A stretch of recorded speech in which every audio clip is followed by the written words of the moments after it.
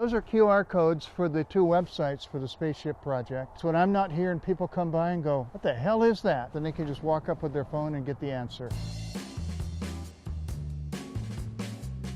Welcome to the Lunar Lander Dwelling House. We're in Beverly, Washington, on the Columbia River, in the Columbia Basin. It's a desert part of Washington State. My lunar lander is a replica of the Apollo lunar lander that went to the moon in the late 60s, early 70s. One of the connections was the astronauts trained some 50 miles downstream. I decided to build this lunar lander because I've been building things pretty much all my life. When I was 21 or 22, I built a dome. When I was in college, I built my first sailboat. When tiny homes started becoming a thing, I noticed that they had several problems. They were heavy, they were structurally weak. I'm a catamaran designer, and I thought these same technologies could apply to make a better tiny house. The first thing I did was to do a 3D model. Then I could pull off patterns. And from those patterns, I cut pieces out, vacuum bagged them together, brought them over here, and then used epoxy to glue them all together. I'm Kurt Hughese, and this was my proof of concept prototype of a tiny house built like a catamaran. When people first come in here, they see Captain Nemo's window, just like 20,000 Leagues Under the Sea. The idea was to have it an open environment. It's nice to be able to come in, look out the window, watch the river. And then right below it is the table from my first sailboat that got repurposed here. The lights are controlled by buttons like on this one here. Then it can sit down in the comfortable epoxy foam seats. These holes in the chairs save weight. It's kind of an aerospace thing, and that's sort of a philosophical statement of the whole building. You'll notice there's a lot of NASA here. NASA is a good model for efficient spacecraft. Anti-gravity pads overhead in case the gravity disappears. Off to the left there is the weather center, so we can see what's actually happening outside there. And then here might be the only set of stamped, engineered plans of a lunar lander house that there is. Here's one sheet, for example, with the elevations. And those are pulled off of the 3D model. This is what I would do to a boat design. Okay, the next thing would be the sink, which is actually like a telescope mirror. It picks up the lights and the sunlight here and focuses it to a certain place right there, which is something I never expected. A nice surprise. These are plumbing fixtures that I've converted to light controls. Here's the bathroom.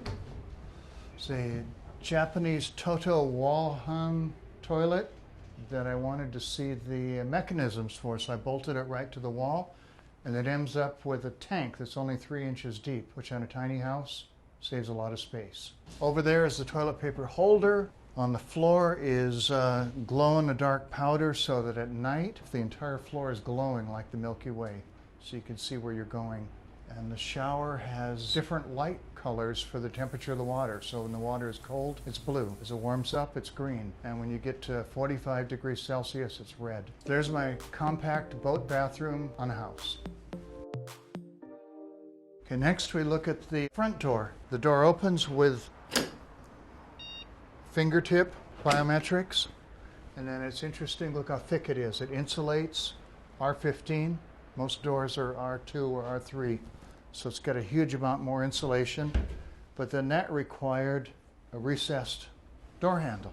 So that added another week of construction time right there, but it had to be just right. Okay, this is the kitchen, or galley as we call it on a boat. And one of the interesting things is my carbon fiber countertop. Range hood makes it legal with the code. Here's the sink, microwave, refrigerator, drawers for storage. Here's a 3D model of the lunar lander that my daughter created for me, and it's the same 3D model that I used to build the plans. Probably the most important thing that the boat design does to help the kitchen is the moisture control. This is all epoxy, and so you don't need a backsplash because the epoxy does it anyway. Up overhead is a dome that lets the light in, and that way at night I can sit here and look at the stars when the lights are off.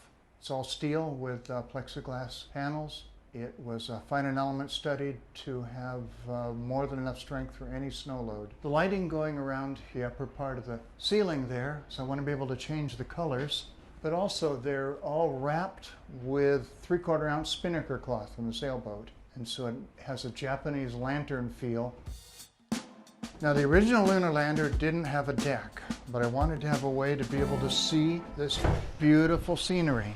So you can sit out here in the evening, a couple chairs, have a drink, look at the river. It's great. So originally this was going to be a lounging pit, but the building department declared it had to have 7-foot headroom. So it got a lot deeper, and then that became the bedroom. Okay, let's go down and have a look at the downstairs. So we're downstairs now. This is the bed. This is the ship's ladder that we just came down on. The floor is all ethifoam, like a wrestling mat, so that you can fall comfortably if you fall. 6 of the closets here, and then there's some lights here.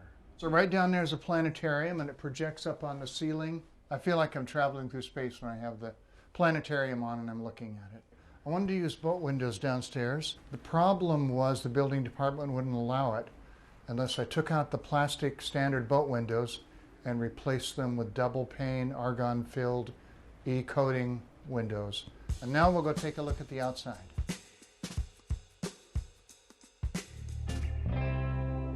Here we're in the outside of the lunar lander dwelling. It's got some unusual features. It's not on the ground, it's off the ground. There's concrete pads at the end of each of the steel legs. A neighbor across the street happened to have a plasma cutter, and he cut out my railings. How cool is that? And he cut out the stair stringers. These structural legs are actually an improvement over the original lunar lander. They had 4 legs, which is an unstable configuration. This had 3, which is much more stable. You'll notice there's hold-down cables like we do rigging on a sailboat. And that's what's important to keep a very light structure weighing about just over a ton, keep it in one place. There's glow pebbles on the walkway so you can see where you're walking at night. And then there's solar-powered footlights that light up the steps all night long. So these are storage bins for outside storage and inside storage on the inside. There's never enough storage in a tiny house, so I wanted to make sure we had a lot of it. This has become my favorite place in the world. It's fun, it's interesting, and it keeps me thinking. It's just a beautiful place to get away to.